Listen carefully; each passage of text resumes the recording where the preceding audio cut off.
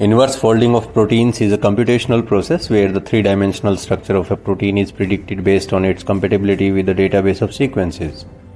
It involves simulating the folding process in reverse, starting from the primary sequence and generating a sequence that is energetically favorable and follows known principle of protein folding.